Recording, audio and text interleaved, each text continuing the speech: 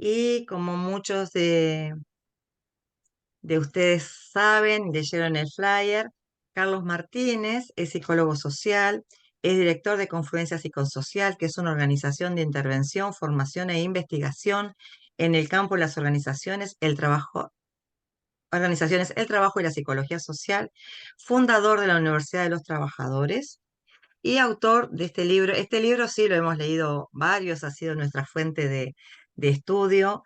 Autor de Psicología Social en las Organizaciones, que es del año 2010, y hoy tenemos el gusto de que nos va a presentar su último libro, que está fresquito, fresquito, fresquito, salido hace pocos meses en Argentina. Raúl, te dejo para vos seguís, vos ingresás a la gente. Sí, dale tranquila. Gracias. Y me pidió para comenzar esta presentación algo que tengo que confesar que me emocionó bastante. Carlos, después me gustaría que tú contaras cómo es que tenés este prólogo en un libro recién salido. Les voy a leer el prólogo que Vicente Citolema, fallecido hace muy poco, un gran psicólogo social, un gran poeta que tuvimos además el honor que nos visitara bastante en nuestra escuela, le escribiera el prólogo al libro de Carlos, que se los voy a leer antes de darle la palabra a Carlos. A modo de prólogo, dice Vicente Citolema, valiosa contribución para planificar la esperanza. Tengo en mis manos los originales de un libro destinado a provocar un verdadero acontecimiento en el fértil campo de la psicología social. Se trata de la praxis de la psicología social y su autor es Carlos Martínez, un reconocido investigador de esta ciencia que une en justa medida su práctica como docente e investigador con la de reflexivo pensador de la materia. Su trabajo muestra precisiones metodológicas, un excelente desarrollo y en cuanto a las citas y referencias bibliográficas que abundan, pero no exageran, las mismas están claramente enunciadas. Es justo destacar también su buena didáctica, el uso adecuado de las categorías científicas y un lenguaje en general muy cuidado y por momento de muy buen corte literario, lo que sin duda acrecienta el valor de este libro, tanto en lo que dice, cómo lo dice, para qué lo dice y para quiénes lo dice. Carlos Martínez lleva a la práctica el gran desafío, mostrar la realidad tal como es, aun en su crueldad y en su obscenidad, como requisito ineludible para construir otro mundo que se propone más humano. ¿Cómo negar que tenemos ante el filo de nuestros ojos una época que busca enterrar sus paradigmas culturales y que paradójicamente habilita las maneras de construir el crimen de la pobreza, el malestar en las instituciones, la crisis en el psiquismo y la ruptura cada vez más dolorosa de nuestros vínculos sociales? Ese es el mundo que enfrenta Carlos Martínez con una memoria de una histórica realidad sufriente y a la par generando pensamiento, propuestas y prácticas para redimir un mundo que no merece ser lo que es. Hay una denuncia de la desmesura narcisista, hay un rechazo de un sujeto sin mundo, hay un enfrentamiento desde la palabra y el cuerpo a un sistema de riqueza acumulada que provoca sin piedad aparente un crimen reiterado en el cuerpo social, día a día magnificado por la cantidad de seres que lo sufren. Este libro debe ser recibido como un duro legado.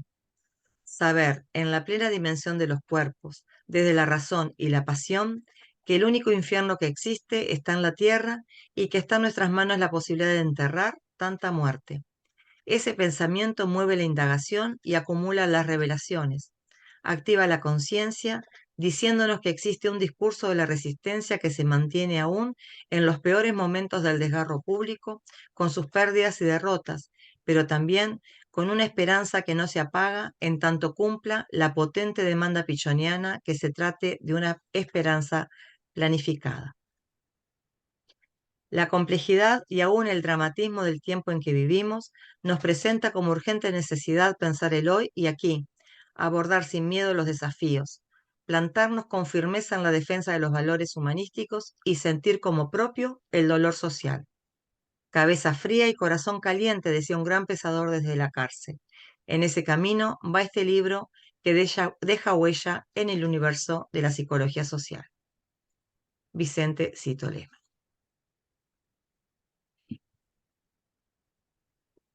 Bueno, Todo tuyo, Carlos. Me quedo sin palabras eh, del prólogo, ¿eh?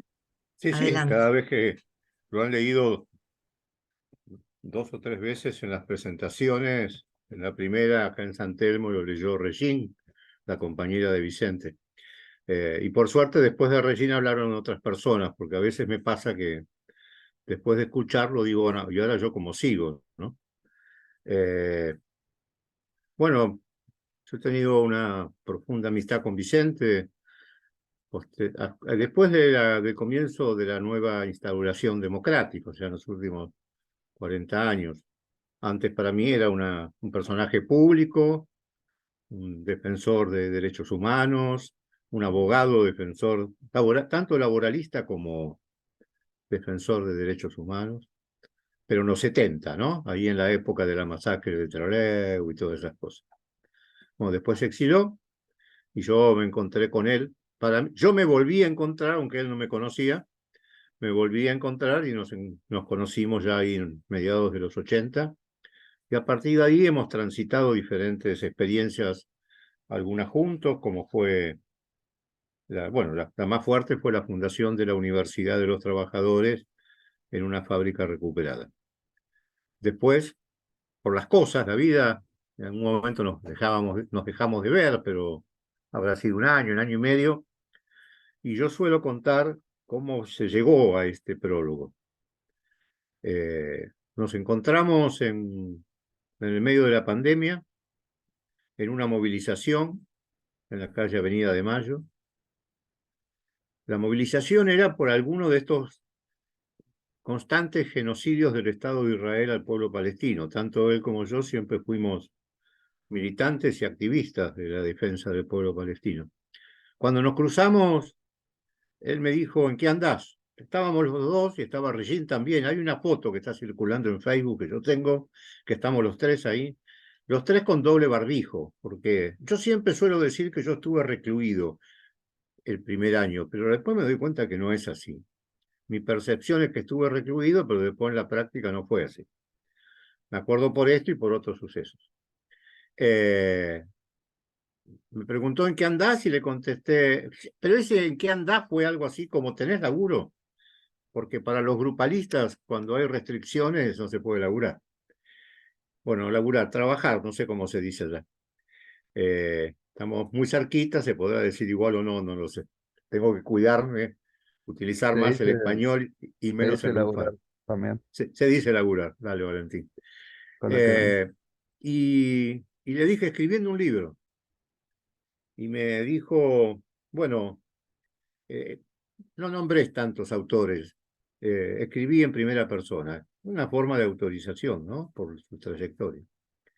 Y ahí nomás le dije, ¿lo querés prologar? Me dijo, desde ya. Y ahí, bueno, yo no vivía muy lejos de la casa de él, unas 15, 20 cuadras. Así que nos fuimos viendo, después, bueno, él se fue, tuvo algunas dificultades, se enfermó. Recuerdo que, no sé cuándo le entregué los originales, pero sé que él me leyó el prólogo en su casa el día martes y el miércoles se tenía que volver a operar. Y bueno, después lo seguí acompañando, pero bueno, con lo que fue aconteciendo y que muchos de ustedes ya conocen. Sobre eso estoy escribiendo un texto que espero en diciembre, no sobre ese suceso, sobre mi relación con Vicente, porque cuando estuve en un programa de radio haciéndole un homenaje inmediatamente que falleció, algunas colegas, me acuerdo de una del Chaco y otra más, me decían, pero lo que vos contaste yo no lo conocía. Y ahí me di cuenta que en realidad la mayoría de los que tenemos que ver con la psicología social lo conocen a Vicente como quien hizo conversaciones y como un artista, un poeta. Y en realidad su vida ha sido mucho más que eso. Entonces me puse a escribir algunas cosas para estas compañeras y después me di cuenta que valía la pena escribir algo más. Así que estoy en un texto que tiene como 10 carillas, que en realidad cuando lo dejé de hacer era porque esperaba tener la foto, hay varias fotos y entre ellas quería poner la foto de este libro, ¿no? La tapa. Eh, pero eso, bueno, eso en algún momento lo haré circular y le diré a Raúl, a Maguela, bueno, que si quieren lo hagan circular y si no, que lo usen ustedes. Porque si hay algo que no me enoja es compartir, fotocopiar el libro. El anterior hay muchas, he visto muchas fotocopias de mi anterior libro, pero como yo no defiendo la propiedad privada, en realidad estoy en contra de la propiedad privada, no me puedo enojar porque fotocopien mi libro, ¿no? Bueno, si les parece, paso a contar algunas cosas respecto al libro. Lo que yo les voy a pedir, después de un ratito que hable, es que hagamos un intercambio. A mí me enriquece mucho más el intercambio que justo cuando Maguela habilitó, yo no sé si los primeros que entraron escucharon algo de San Martín, porque yo le estaba diciendo que en realidad hagamos interacción, que si ella quiere en algún momento decir algo, cualquier intervención no es una interrupción.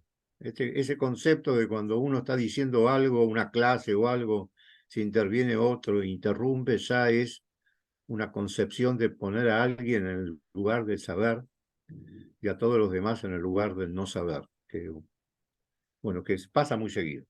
Bueno, les contaré algo de mi libro, ¿les parece? Y después sí, que haya interacción, si ustedes escuchan algo, preguntas, eh, cosas que les mueve lo que escuchan, desacuerdos, porque si nos dedicamos a la psicología social y no podemos explicitar los desacuerdos, y solo hablamos cuando acordamos, no estamos haciendo psicología social, estamos haciendo otra cosa.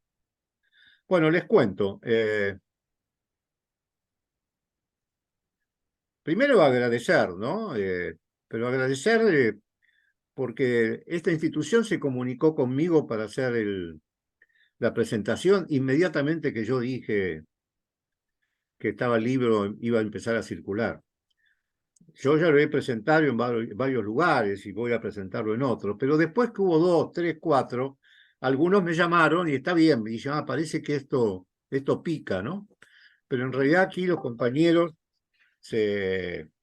perdón, los compañeros me lo plantearon cuando todavía no había, no había feedback. Antes que hiciera la primera presentación en Buenos Aires, ya ellos habíamos acordado la fecha. ¡Pum! Y eso es para agradecer porque hubo confianza en la persona, no en el contenido. Bueno, yo quisiera referirme algo al título del libro, ¿no? La praxis de la psicología social.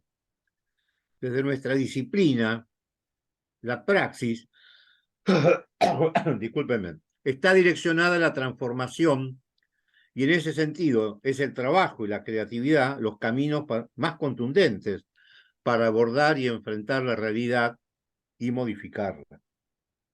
Cuando decimos praxis, es imprescindible partir de una crítica a las condiciones concretas de existencia que devienen en deshumanización. Por eso la praxis es indisoluble de la idea de cambio. Es la actividad esencial de los sujetos, quienes producen la realidad y se producen a sí mismos. Y es en ese sentido, el del trabajo y la creatividad, que se puede dar sentido a la idea de utopía, ya no solo como un camino que nos lleva a seguir transitando en una dirección, creo que eso lo decía Galeano, ¿no? También como la construcción de una praxis productiva y colectiva que transforme las formas de acumulación, aprendizaje y cooperación. Refiriéndome al libro, lo que puedo decir es que uno nunca escribe solo. En estas páginas están todos los sujetos de mis intervenciones, colegas, compañeros. Algunos fueron figuras mientras yo escribía, otros sombras, murmullos. Todos ellos, de alguna manera, me iban diciendo por dónde ir y qué no olvidar. En especial, la incertidumbre que produce las condiciones concretas de existencia de nuestra América. Respecto al dolor y el sufrimiento que produce el trabajo, más específicamente las condiciones de producción, no queda otra que hacer algo con eso. Otra opción es no verlo, porque para algunos el sufrimiento les resulta intolerable. otros por sectarismo o disciplina partidaria, y otros porque no les importan los compatriotas o la gente, como al menos en mi país se ha aprendido a decir, dejando de nombrar los pueblos, unificando sus diferencias, porque también tenemos que empezar a entender que tenemos que tomar en cuenta en esas condiciones concretas de existencia las diferencias generacionales de género y de clase. Bueno, hoy nuevamente el mundo está conmocionado por las nuevas formas de trabajo que constituyen un nuevo paradigma productivo. Aquí en la ciudad de Buenos Aires, también pasa en otras ciudades de la Argentina, a partir de las 4 o 5 de la tarde empezamos a ver un montón de chicos y chicas en bicicletas, llevando pizza, llevando hamburguesas. Son nuevos trabajadores. O cuando tenemos que viajar, como es más barato, llamamos a una aplicación. También son nuevos trabajadores, algunos hermanos de otros países latinoamericanos, todos precarizados. Ese es el modelo de país y de trabajo que se viene al menos en la Argentina. Y todo esto, no hay duda, que impacta en las interacciones y en la construcción de la subjetividad social. Quería hacer un Sí, aporte sí, Valentín. chiquito. Lo que ves en Argentina, yo vivo en Brasil, pegado a la frontera Uruguay, que acá eso se vive desde los 90 prácticamente, desde muchos años. La precarización, o sea, Uruguay y Argentina son mucho, Buenos Aires, no conozco toda Argentina, son mucho más formal. La precarización en Brasil es tremenda. Nada, ¿No? perdón Correcto, por la gracias por interrupción. el aporte.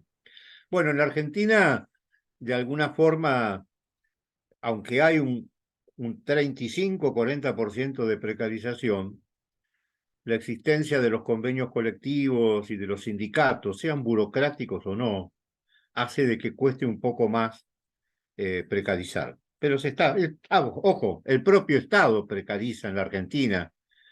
Más o menos un tercio de los trabajadores están con contratos, no están registrados, facturan, pero esa tensión existe y sobre eso, desde nuestra perspectiva profesional, tenemos que decir qué hacemos con esto. Ahora, para pensar qué hacemos con esto, lo que tenemos que pensar es que tenemos que plantear nuevas formulaciones y formas de abordaje a estas nuevas realidades sociales. Ahí el bebé Miriam está llorando, parece. Ay, Eh, perdón. no te puedo perdonar, Miriam, porque yo no soy sacerdote. Así que el perdón no lo puedo ejercer. Decía, necesitamos dar cuenta de estas realidades, nuevas formulaciones, formas de abordaje a las nuevas realidades sociales, que también son subjetivas y de relaciones de poder. No podemos pedirle o esperar que los desarrollos de Pillon Rivière den cuenta de estas realidades. Pillon no escribió nada sobre el teletrabajo, sobre las aplicaciones. O sea, nos tenemos que atrever a pensar por nosotros mismos, sabiendo de dónde venimos y creando nuevos horizontes conceptuales. En este caso, a partir de una formulación que yo ya planteo en mi primer libro, que no descubrí nada nuevo, pero está bueno ponerlo en palabras, que es praxis, teoría, praxis.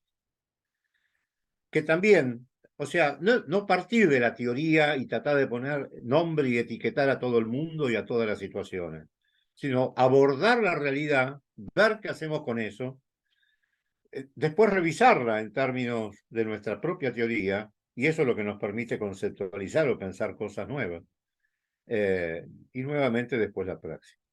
Pero también, ¿por qué este mecanismo? Para evitar que la disciplina nos discipline. Si tuviera un marcador y pudiera subrayar mis palabras, diría nuevamente, para evitar que nuestra disciplina nos discipline. Para que no haya ningún mesiánico diciendo qué es psicología social y qué no. Ahora, si nosotros decimos que es psicología social, algo que hasta ahí no nadie lo decía, bueno, lo tendremos que sostener. Lo tendremos que sostener conceptual y teóricamente. En términos generales, la intención del libro es proponer nuevas formas de intervención a partir de la profundización de nuestro marco teórico, nuevas miradas que contribuyan a abordar y transformar el sufrimiento social que devenga en creatividad, aprendizaje y cooperación colectiva, para poder comprender el caos que hay dentro de un aparente orden. También lo es respecto a las teorías ordenadas, que imposibilitan puntos de fugas, que no nos permiten abordar ese caos, producto de una civilización occidental que siempre está en guerra, sea en términos territoriales, culturales o económicos. Pese que a veces creemos que hay un orden, que no deja de ser la fantasía de una vida individual o familiar segura y predecible, mediatizada por el consumo. Ahora, cuando abordamos esta realidad o nuestra búsqueda de orden y seguridad, es necesario comenzar por lo que denomino, y está en este libro, el miedo a carecer, en el marco del sufrimiento psíquico. Me refiero a las condiciones materiales de la vida de los sujetos. En la Argentina, al menos, durante los últimos 40 años, se fue profundizando la brecha entre los que están incluidos dentro del sistema económico y quienes han cruzado el umbral de la pobreza. Ese miedo, que no es resultado de una neurosis particular, está focalizado en las condiciones concretas de existencia en la mayoría de la población. La lucha por sobrevivir y el miedo a cruzar el umbral de la pobreza no dejan de ser disciplinadores sociales que devienen en subjetividad colectiva, en una constante tensión entre el proyecto personal, familiar, comunitario y la exclusión, que pone en escena con más crueldad la lucha por tener trabajo. En la Argentina, esa lucha, a partir de esa lucha, ya desde los 90, surgieron los denominados piquetes. Los que están de un lado y del otro de ese piquete son personas que necesitan trabajar. Unos se ponen ansiosos por esperar. Otros, hace décadas que han sido educados para esperar. Me refiero a la práctica social de ubicar a los pobres en situación de espera. Esperar para ser atendidos en un centro de salud, que sus hijos accedan a una vacante escolar, esperar a ver cuándo van a ser incluidos para cobrar una asignación del Estado, esperar que bajen las aguas después de una inundación, o cuándo volverá a inundarse, o a qué hora abre el comedor comunitario, con la consiguiente construcción de un sujeto social depredado y dependiente. Son hijos de la destrucción nacional, el hambre los convierte en nada, dependen de ellos mismos para revertir este intento por parte del poder. Que el intento del poder es de convertirlos en comunidades inmóviles, que no reaccionen ante la marginación e injusticia que padecen. Pero, guste o no guste, reaccionan. En todos los casos, la intervención significa ponernos en posición de aprendizaje como agentes de cambio, asignarle al otro una experiencia, un saber, no perder de vista la concepción de sujeto, las relaciones de producción, en especial la tensión entre el derecho al trabajo y el derecho a la propiedad. Necesitamos reconocernos como sujetos políticos, por lo cual he abordado la ideología en los grupos, las organizaciones y la sociedad, y la interrelación entre psicología social y política. He transitado en estas páginas la relación del trabajo con las nuevas formas productivas, teletrabajo, aplicaciones, empresas recuperadas, trabajadores de movimientos sociales, cuentapropistas ahora llamados emprendedores, y el sufrimiento psíquico de dar cuenta de lo que diariamente acontece. Para finalizar, en el libro hago foco como subtítulo de denuncia, en un capítulo que se denomina La praxis de la psicología social. Para esto es crítico comprender previamente las características de las culturas particulares los conflictos que se presentan para darle sentido a la intención de transformación. Entendemos entonces que la táctica operacional como resultado de un diagnóstico que incluye el proceso de objetividad creciente, término que utilizaba Pillon y que no se trabaja mucho, con el propósito que los sujetos puedan construir la ausencia, generar demora y dar cuenta del malestar y el sufrimiento. Y en ese sentido, son las palabras, o sea, ¿desde dónde operan los sujetos? A partir de palabras. En los ámbitos donde suelo intervenir, los sujetos utilizan determinadas palabras, que son los límites culturales y disciplinarios por donde les está permitido transitar. Si el agente de cambio intenta trabajar en dirección a nuevos instituyentes, es necesario el uso de otras palabras que definan otros territorios, otras prácticas, otros caminos.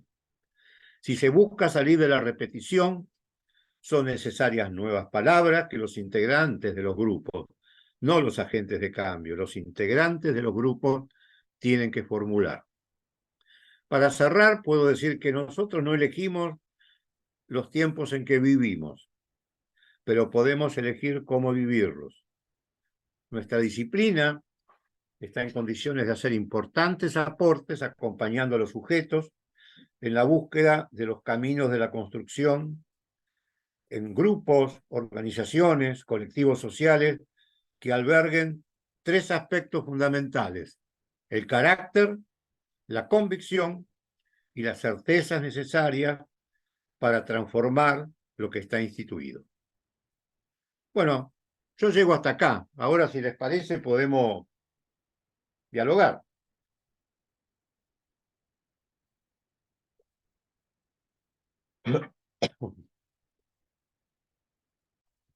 Bueno, gracias, Carlos. Está abierto el diálogo, entonces. No Adelante. escuché. No, que ¿Cómo? les estoy diciendo que está abierto el diálogo, que pueden levantar la Sí, mano y sí. vamos circulando la palabra.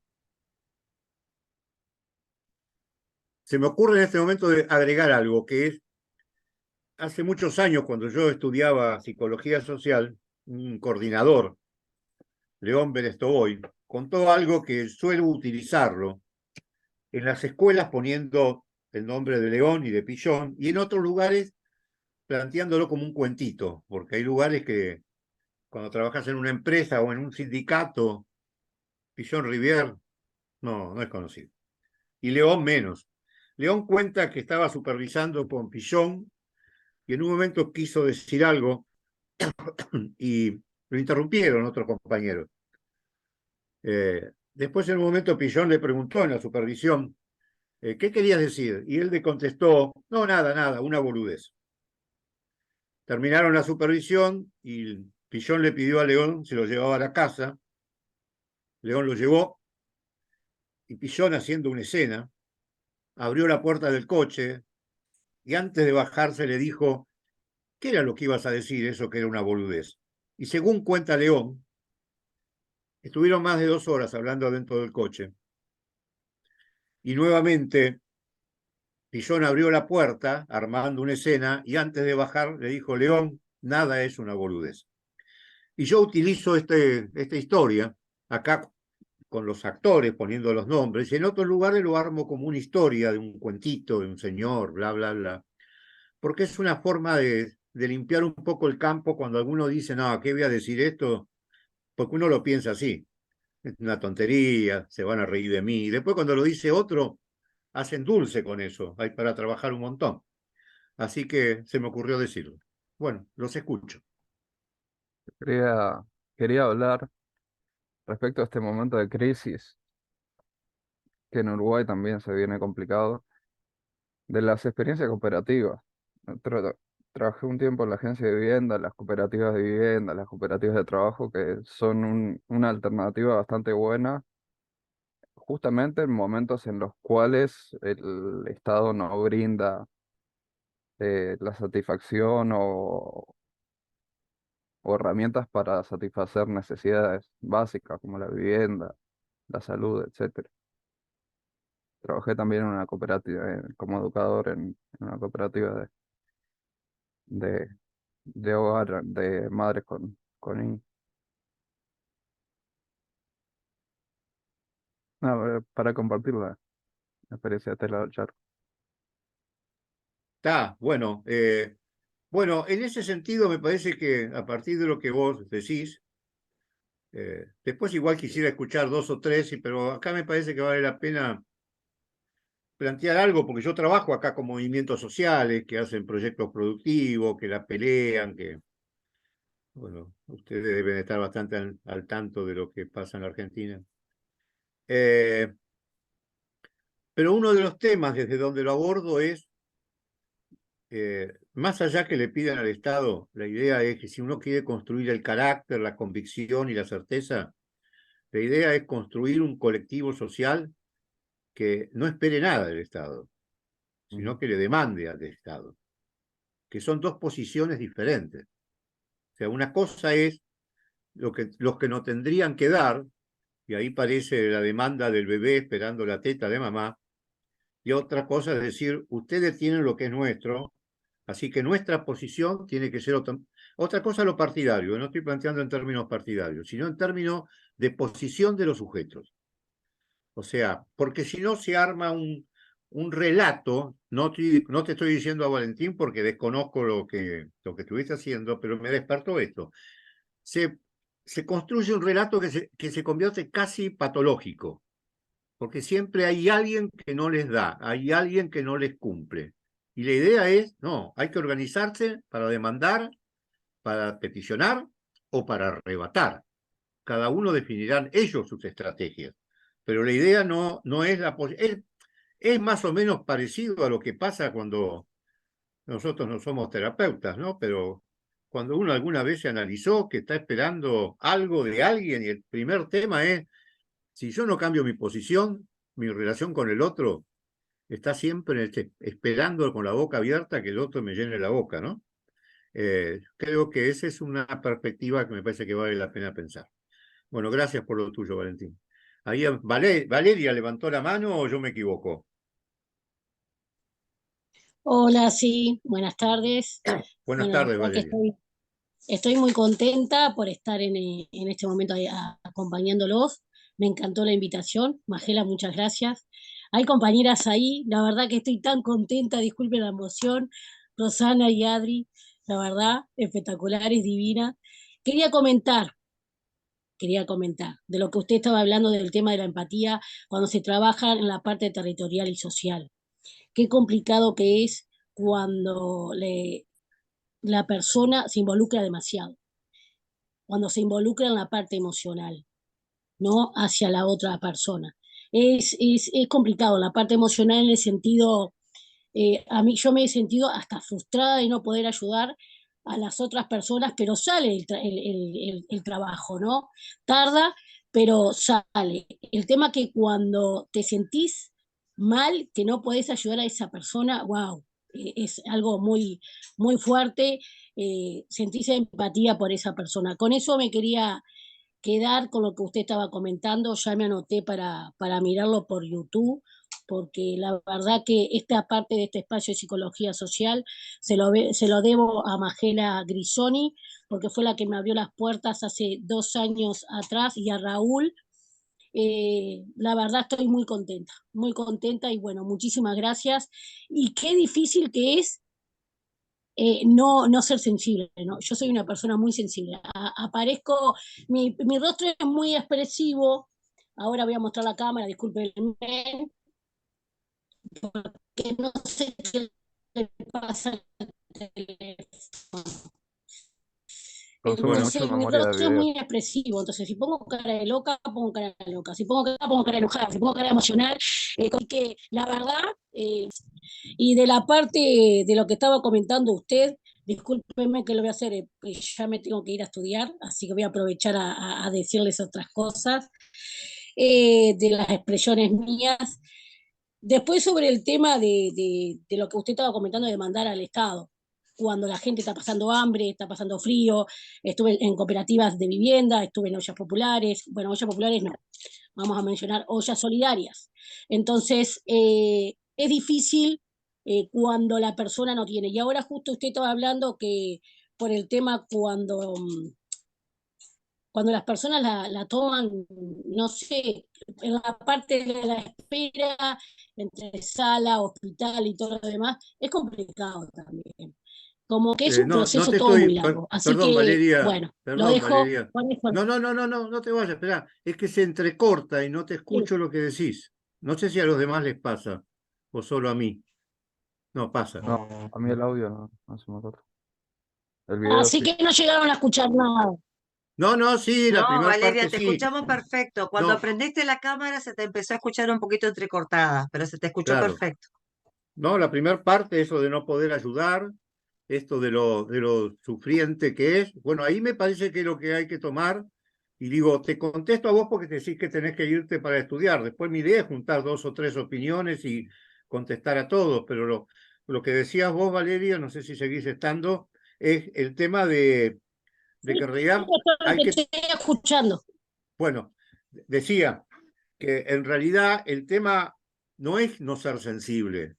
O sea, si nosotros no somos, primero, ser sensible no es lo mismo que este tema modal que apareció ahora de la empatía, porque ahora cuando se habla de empatía muchas veces se está hablando de resonar emocionalmente para quedar bien, no resonar emocionalmente para comprometerse con esos sujetos.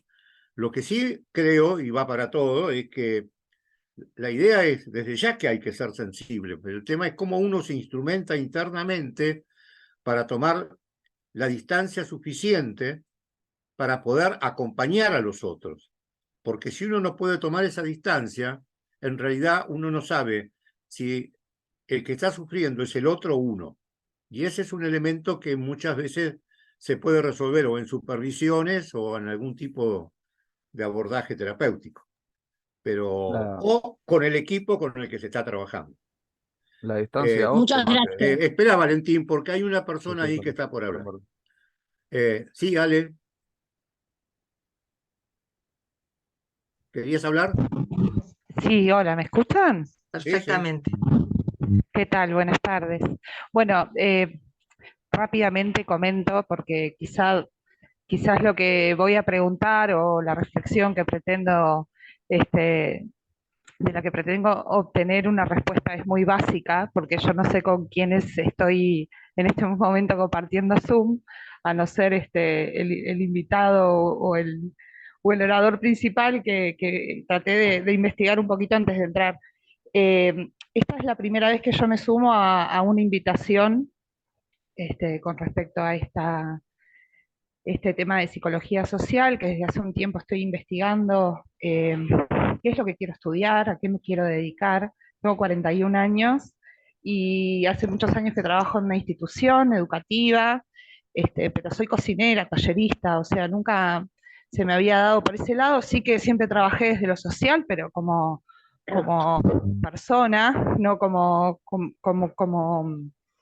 no desde una profesión, y cada vez tengo como más claro esto. Pero me muevo en un entorno educativo, en un entorno institucional, entonces acaba mi reflexión y mi pregunta en esta cuestión de la praxis, ¿no? Que tengo muchos compañeros que me dicen, Ale, no tires para ese lado porque te vas a chocar contra el sistema. Eh, entonces, me encantó todo lo que Carlos expresaba y desde el lugar y con el convencimiento y con la intención, ¿no? Y con esa mirada tan comprometida, porque creo que es ahí desde donde parte quien en algún momento pretende o tiene la intención de dedicarse a esto, es una posición ante la vida y ante los demás. Eh, el tema es, ¿qué pasa con eso, Carlos? O sea, ¿Con qué? capaz que es físico, ¿cómo te enfrentas al sistema? Una cosa es qué es lo que uno pretende o qué es lo que uno intenciona. Ahora, ¿qué pasa cuando nos enfrentamos al sistema? No hay una respuesta. La respuesta, yo hoy dije cuando participé que uno no puede elegir los tiempos en que vive, pero sí puede elegir cómo vivirlos. Y si uno no se quiere enfermar, tiene que tratar de ser lo más auténtico, enfermar psicológicamente, ¿no? Psicosocialmente. Eh, la idea es ser lo más coherente posible entre lo que siento, pienso y hago. Eh, las consecuencias, y bueno, no sé, Ale, si sos de Argentina, si sos de Uruguay, de dónde sos. Bueno, yo soy entrerriana de nacimiento, pero vivo en Uruguay. Toda mi vida viví acá, Ah, viví muchos años en el exterior también, pero hace 10 años que estoy viviendo de vuelta en Uruguay y bueno, y trabajo en un centro educativo de contexto muy, muy crítico. ah. Eh, Bueno, la pregunta que vos te estás haciendo te lo cuenta la historia contemporánea de los dos países. No, no es una respuesta. Después uno sabrá qué hace con eso. Eh, yo a veces suelo decir, trabajando en instituciones, acá en la ciudad de Buenos Aires, mucho que cuando voy a dar este ejemplo, sobre todo los chicos que van al cine en los shopping, no conocen a lo que es un acomodador de cine. Me imagino que allá sí conocen un acomodador de cine.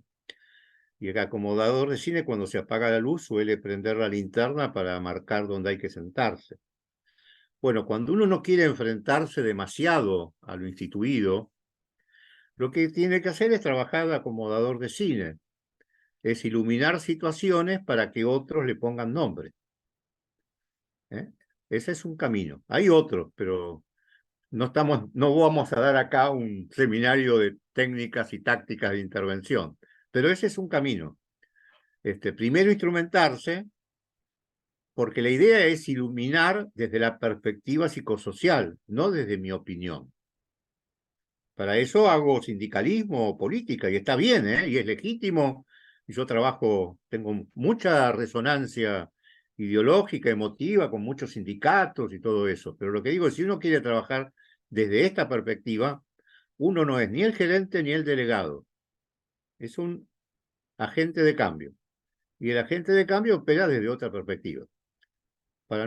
Primero para no psicopatear, porque uno se presenta como psicólogo social, bla, bla, bla, y después resulta que está psicopateando, porque no le está diciendo a los otros que está manipulándolos. Entonces la idea es, o digo, soy un militante social, político, sindical y tengo esta posición, o trabajo profesionalmente. Bueno, gracias, Ale. Francisco, ¿querías participar? ¿Me escuchan? Ahora sí. Está. Soy uruguayo y trabajo en el sistema de salud, en un centro de salud de la periferia, al interior del país, profundo.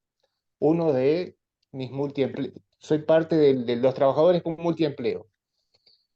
Y lo que digo, una cosa que yo lo he hablado con compañeros de trabajo y una sistemática es eh, dentro del sistema, el Estado, ¿no? Pues estoy hablando del sistema de salud, estoy hablando de un centro de salud del Estado.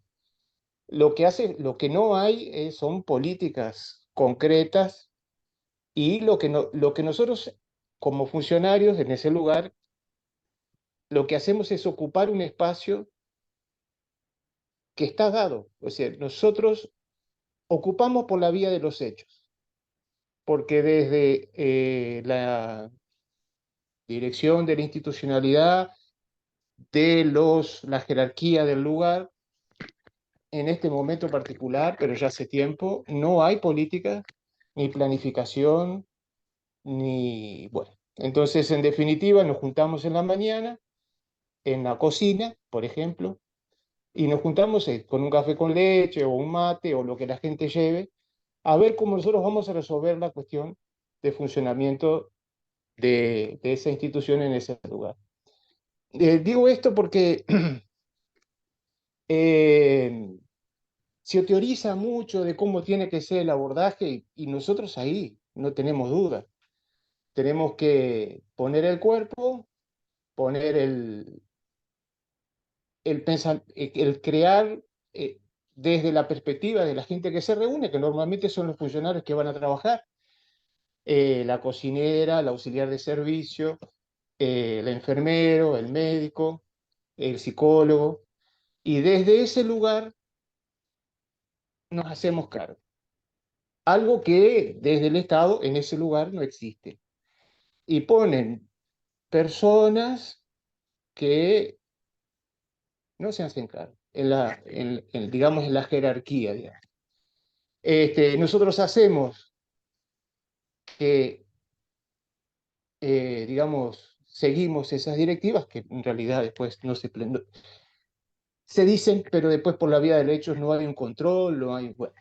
Y después hacemos lo que nosotros consideramos, en definitiva, de los acuerdos que nosotros hacemos, que no, los acuerdos los hacemos con miradas, no, lo hacemos con este muchacho que ya lo conocemos, que no sé qué, bueno, pero digo, la lógica del qué hacer, ¿no? ¿Qué es lo que nosotros hacemos? Para nosotros ha sido esa, yo estoy hace 5 o 6 años trabajando ahí, y bueno, desde ahí lo trabajamos. Esa duda que se tiene de qué hacer, cómo trabajar, y bueno, este, hay 2 o 3 compañeros ahí que, además, lo interesante es quién quiénes son los referentes. eh, y es la gente de la Federación de Funcionarios de Salud Pública, la gente que está agremiada. Esas son las personas que dan una perspectiva y que se preocupan por resolver las cuestiones. Ahora, sin duda, desde ese lugar nosotros tampoco tenemos un proyecto, y se lucha contra esa no me corresponde o dejáselo a ellos, que ellos son los que tienen que resolver. Pero en algunos de nosotros está la convicción de que el proyecto tiene que ser nuestro y que nos tenemos que hacer cargo nosotros de ese vacío que existe ahí. No quiero seguir sobre el asunto, pero básicamente era ese el aporte que quería dar. Ah, bueno, en realidad es un relato, un testimonio, no, lo único que puedo decir es que yo viajé en otra época a trabajé en Montevideo, donde había otra gestión política y de golpe estaban los que hacían lo mismo que vos y los que no, solo se referían a la política partidaria, ¿no? Bueno, yo siempre pienso que más allá de quiénes sean los funcionarios políticos, eh, la idea es esto que vos le estás comentando, juntarse, trabajar, consensuar, acordar, porque entonces es algo que es propio para todos. Pillón decía, cuando hablaba se refería a la salud mental, uno de los elementos fundamentales es tener un proyecto. Y lo que está planteando Francisco es un proyecto colectivo. Casi nada. Ojalá que cada uno pudiera sostener un proyecto colectivo. Eso es lo que yo puedo decir de esto. Gracias, Francisco. Doralba, está ahí Doralba y Verónica por hablar. Doralba. Bueno, muchas gracias, Carlos. Muy buenas noches. Gracias a Magela, Raúl, por esta invitación. Además de Ale, que sabe bien poquito de psicología social, yo creo que soy la segunda que menos sé. Sin embargo, me estoy enamorando profundamente de la psicología social. Soy colombiana, vivo en los Estados Unidos hace 21 años y trabajo con los inmigrantes desde la psicología sistémica y las constelaciones familiares. Y mi pregunta va dirigida a ese agente de cambio que estoy sintiendo puedo ser junto a la comunidad inmigrante. Y me quedó resonando esto que dijiste de este miedo a la carencia que todos, ¿verdad? Tenemos en algún momento, este miedo que nos paraliza a veces y no nos deja pensar, sentir y actuar coherentemente. Entonces, desde esta sociedad, desde donde yo vivo, desde esta realidad que son los Estados Unidos, un país tan productivo, la acá es producir, producir, producir, nuestros inmigrantes cuando llegan, y voy a hablar por ejemplo, los mexicanos que muchos pasan arriesgando su vida por la frontera porque no tienen que comer en casa, ¿verdad? Entonces van a producir para poder mandar alimento a casa. Entonces me preguntaba mientras te escuchaba, ¿cómo puedo ser mejor agente de cambio para integrar el balance en este que vivimos, más los que vienen de otros lugares que están pensando, necesito producir para poder mantener a mi familia en casa? O sea, trabajar 20 horas para mantener mi familia en casa y sembrar esta parte tan importante que es, pues, trabajamos la pertenencia primero, porque esa es una de las falencias más grandes que hay en los inmigrantes cuando llegamos, la pertenencia, y luego cómo podemos también ser agente transformador con esos inmigrantes que acompañan. Muchas gracias. Bueno, difícil responder la pregunta porque en realidad tiene un aspecto político muy marcado, porque ya cuando las personas deciden emigrar, por un lado han decidido ir a luchar a otro lugar para resolver ese miedo a carecer de su familia, pero por otro lado también han decidido no luchar en el lugar donde viven. Yo creo que mi primer abordaje en una situación de este tipo tomaría en cuenta estas dos cosas. O sea, más allá de construir la pertenencia, la idea es, cuanto más pertenencia construyan a ese país al que han emigrado, más se desvinculan con sus orígenes. Con lo cual, el cómo, yo creo que generalmente yo lo que planteo es más que el cómo, es por qué y para qué querés hacer lo que haces. Después vendrá el cómo. Digo, en tu caso o en cualquier otro de lo que ustedes planteen acá. Cada vez que uno está por preguntarse cómo, lo primero que yo invito es a preguntarse por qué y para qué. Cuando está claro el por qué y para qué, el cómo ya se va a encontrar un poco más fácil. Por lo cual, la pregunta, Doralba, sería ¿por qué y para qué estoy trabajando con esas personas? Y a partir de ahí veremos cuál es el cómo, ¿no? Pero haciendo también un análisis, por eso en mi libro he incluido el concepto de psicología social y política. Ahí hay que hacer una lectura primero política, que es esas personas, y no estoy haciendo juicio de valor en absoluto, han decidido no pelear en su país y han decidido ir a pelear individualmente en otro país para tratar de resolver lo que le está... Estoy hablando en términos generales, después vos podrás contarme historias de diferentes personas con diferentes situaciones de vida, no, porque si no lo que estaría haciendo es un colonialismo progresista, que no dejaría de ser una conducta igual colonial. O sea, pero primero hacer ese análisis, ¿eh? Dejaron de pelear en su país. Yo lo entiendo, yo sé lo que es Argentina y yo sé que las personas en muchos lugares están totalmente desesperados. Pero también hay que incluir ese análisis político.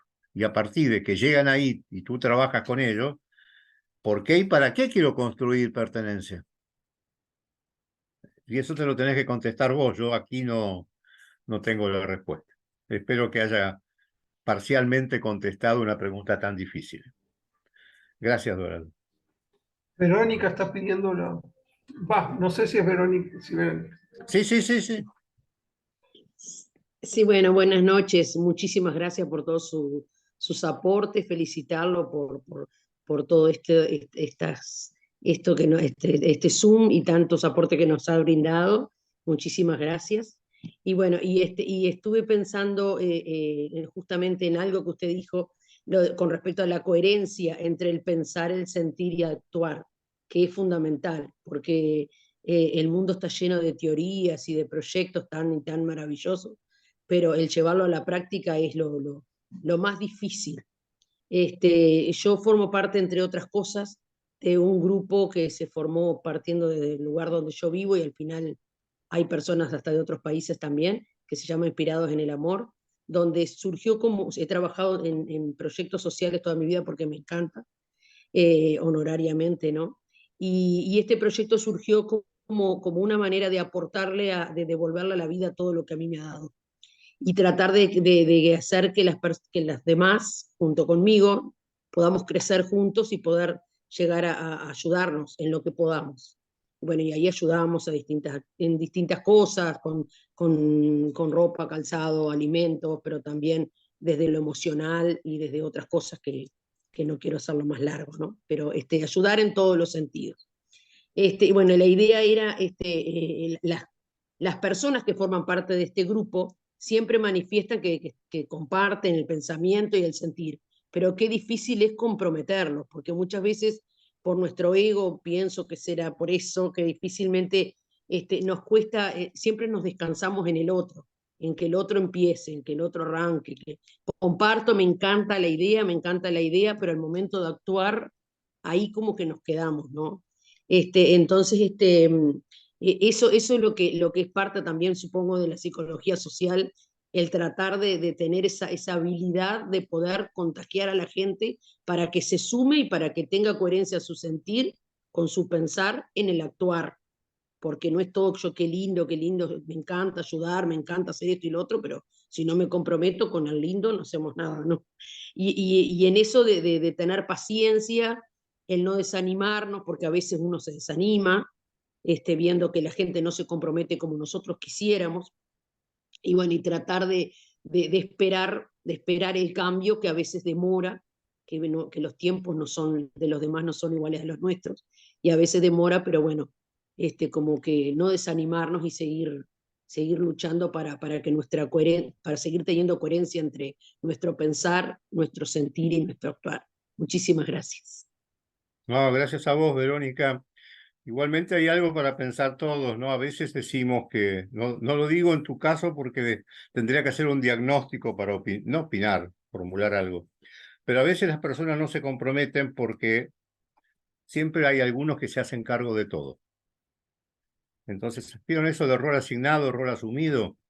Entonces, a veces hace falta que llegue el agua a la vereda para que alguien diga dónde hay un balde, y no que uno ande diciendo, che, vayan a buscar el balde. Porque a veces hay esta predisposición de algunas personas de no tener la iniciativa porque saben que hay otros que tienen la iniciativa. Con lo cual, regular la iniciativa es un cambio de roles, es un cambio de posición. No lo hagamos cuando hay un bebé que se está ahogando, ¿no? Pero en otras situaciones sí podemos pensar en regular la iniciativa para que otros se hagan cargo. Ahora, si yo empiezo a regular mi iniciativa para que Verónica o Doralba, que son los que recién hablaron, se hagan cargo, también tengo que trabajar mi narcisismo, porque ya no voy a ser más el centro de la escena. Ahora lo van a hacer ellas. Entonces, Claro. quiero realmente que los demás se hagan cargo? ¿O quiero mostrarle a los demás que yo siempre me tengo que hacer cargo, con lo cual soy el salvador, ¿no? No lo hablo por vos, Verónica, porque no conozco nada. Lo digo para todos los compañeros y compañeras que están escuchando. Eso sería un Aprender cambio a de delegar. posición. Un cambio de Aprender a posición. delegar. Exactamente. Gracias, Gracias. Verónica.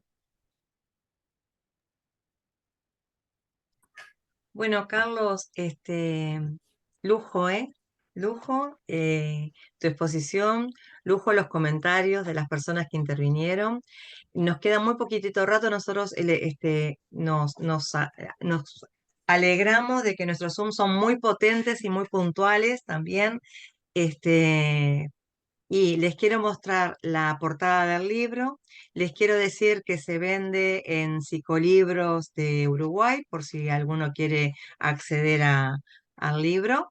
Y después cerramos, Carlos, con toda la reflexión que tú quieras. ¿Te parece? ¿Cómo no? Margela, discúlpame, ¿te acuerdas? Yo te pregunté en forma privada por el libro. ¿Me escuchan? Sí, te Sí, escuchamos. Yo llamé a Psicolibros y llamé Ajá, porque vivo en Rocha, en el departamento de Rocha, entonces no me puedo acercar al lugar y no lo sí. tenía. Ah, ¿no? No, en ninguna de las dos librerías que me sugeriste. Ni Psicolibros y la otra América Latina o algo así era. sí, sí. Bueno, No lo tenían, Carlos, entonces no está bien. sé. A ver, yo no sé si esto encarece mucho. Yo tengo una dirección de Buenos Aires. Los valores de Buenos Aires yo sé que hoy para ustedes no son muy significativos, ¿no? Pero hay un lugar que, que ellos lo mandan por correo, con el costo del correo. Pero no sé cómo será, pero en todo caso después Dale, les sí, mando a ustedes la dirección esta, están en Capital Federal. Ahora casualmente hay una persona que me escribió ayer que van a venir unos amigos a Buenos Aires y me pidió dónde podía conseguir el libro, alguien de Montevideo. Y bueno, y le di la dirección, pero en todo caso, en otro momento esto sería muy caro hacerlo, pero como el, el cambio ya no es que nos favorece, ustedes pueden comprar la Argentina con los billetes que tienen ustedes, así que seguramente pueden hacerlo y no resulta muy significativo la diferencia.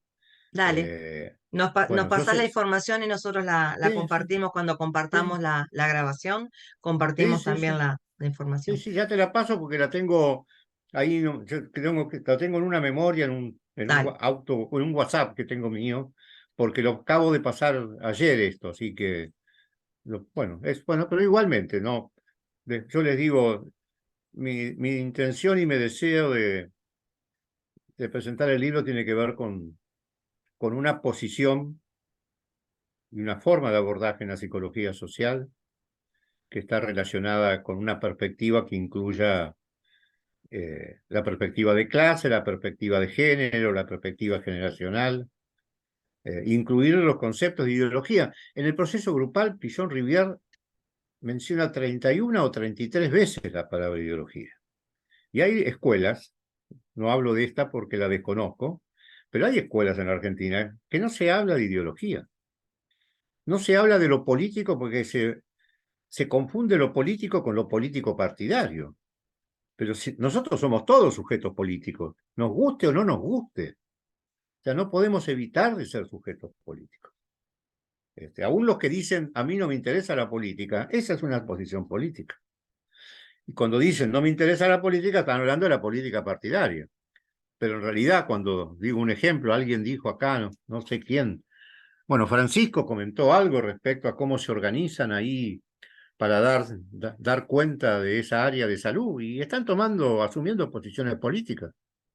Y podría tomar otros ejemplos. Tengo este acá porque lo anoté en su momento, porque tenía miedo de olvidarme, porque Francisco hablaba mucho y yo iba anotando, digo, si no después, no, pensé que venía una pregunta, entonces digo, voy a anotar porque si viene la pregunta, no importa, está todo bien. Pero lo que digo yo, si viene la pregunta, entonces anoté. Pero digo, eso es una posición política. Hacerse cargo o hacerse los tontos con lo que pasa en ese lugar, eso es una posición política. Entonces, de alguna manera me parece que por eso es que me interesa compartir esta propuesta, solo por eso. Así que bueno, muy agradecido. para Carlos, porque Clara había levantado la mano, todavía estás a tiempo, tenemos un minutito si querés decir algo. Gracias, muchas gracias por la charla, digamos, y bueno, por el encuentro y por la posibilidad. No, quería hacer la consulta porque me interesa muchísimo, o sea, veo, por lo menos en el área en la que me muevo, veo muchos vasos comunicantes entre la propuesta de Pichon, de grupo operativo y demás, todo lo que conocemos, y un posicionamiento político, no político partidario, pero sí político. Entonces, quería preguntar si eso está en el libro o si lo buscamos ¿Eh? aparte. No, es uno de los capítulos del Bueno, no libro. me quedó claro eso. No, es Ah, uno de los perfecto. capítulos del Sí, libro. perfecto. Y en realidad yo lo tomo desde esta perspectiva, más allá de un largo Yo desarrollo. entré un poquito acá tarde, capaz que fue por eso. ¿Cómo? Que entré 10 minutos tarde, por Ah, eso capaz se me perdió. no lo especifiqué. Así como Ok, está, hay un capítulo que tiene que ver con sufrimiento y trabajo psíquico, hay otros de ideología, hay uno de bien. empresas recuperadas, hay otro de movimientos sociales y hay otro bueno, no sé, iba a decir otro más. Pero digo, y en realidad lo tomé, no solo que lo tomé, sino que yo mismo hice un ejercicio práctico. Porque Pillon en el año, creo que fue 66, en su propia escuela, yo tengo todas las clases del 66, él hace una investigación sobre el sujeto político. Y para hacerla, toma a los alumnos, no me acuerdo si eran de primero o segundo año, para que hagan una encuesta. Entonces trabajan, él da 6 clases, casi un seminario al interior del año, para construir una hipótesis. Que en realidad la hipótesis lo que ve ahí que para él toma muy en cuenta, en ese año había pasado lo del Mayo francés, y él plantea de que en realidad hay una tensión generacional.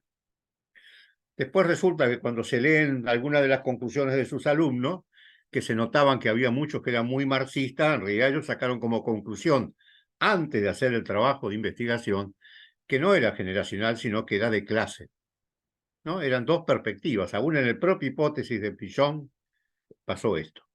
Entonces yo a partir de esto y a partir de unas argumentaciones que había hecho, hice un análisis sobre 3 momentos históricos de la Argentina que están relacionados a partir de un autor argentino que se llama Hernández Arregui, que es un historiador, un político de los 60, 50, 70, que él plantea que determinados momentos económicos generan partos, no lo dice así él, pero como partos subjetivos.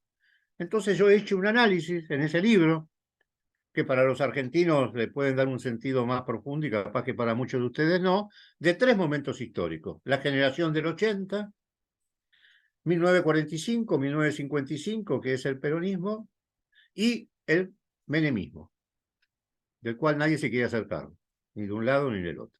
Entonces he hecho un análisis a partir de esto que planteaba Pichon, que es que si queremos pensar en términos políticos, tenemos que abordar los contextos, los momentos históricos y hacer algún tipo de hipótesis. Lo que yo planteo ahí es mi hipótesis, no es la verdad. Y si ustedes están trabajando en los lugares que han comentado que trabajan, si uno no hace a partir de la construcción de un pensamiento crítico y a partir de lo que Pichon planteaba como objetividad creciente, ¿por qué lo dice como objetividad creciente? Porque nosotros, como somos sujetos, no podemos ser objetivos. Eso no significa que vayamos a partir del acercamiento al objeto de conocimiento, de ir generando diferentes etapas. Y ahí, cuando dije esto mismo en la presentación en la escuela de Gladys, Gladys dijo algo que, bueno, yo no he leído Bourdieu, que dice que para Bourdieu la mejor forma de ser objetivo es tener registro que uno es subjetivo. Y que a partir de que uno tiene registro de que es subjetivo, va a ser más cuidadoso cuando intenta abordar un determinado objeto de conocimiento. Bueno, y esto es lo que yo planteo en ese capítulo. Gracias por tu... Perfecto, muchas gracias. No, gracias a vos. Bueno, muy bien. Muchísimas gracias a todos. Ahora sí, tus palabras finales, Carlos, la última reflexión que quieras. Muchísimas gracias a todos los que estuvieron presentes y Carlos, por supuesto, muchísimas gracias, como siempre. Y no nos equivocamos con Raúl de confiar de entrada antes de que saliera el libro, ¿eh? Bueno, agradecidos a todos los que están acá y agradecidos a la interacción. Porque si no, lo que viene es esta cosa que yo condeno, que hoy cuando era la apertura le estaba diciendo a Maguela, mirá que, digo, ¿conociste la revista Villiquen? Digo, mirá que acá quiero interacción, yo no soy San Martín. No quiero que me escuchen como un bronce, no. El día que sienta eso me voy a dedicar a otra cosa, o es porque ya el Alzheimer me alcanzó y no me doy cuenta de lo que estoy haciendo. Pero muy agradecido y bueno, seguramente en algún momento vamos a tener la oportunidad de vernos presencialmente, en algo de eso andamos, pero falta todavía. Así que bueno, a disposición de todos y como suelen decir por esos pagos, arriba los que luchan, ¿no? Se dice. Bueno, Carlos, muchísimas gracias. Muchísimas gracias a todos. La grabación queda, como siempre, en la biblioteca de EFSU y seguimos en contacto. Bueno, gracias. Chao. Gracias, Muchas Carlos. gracias. Chao, Muchas gracias. gracias. Adiós. Buenas noches. Gracias.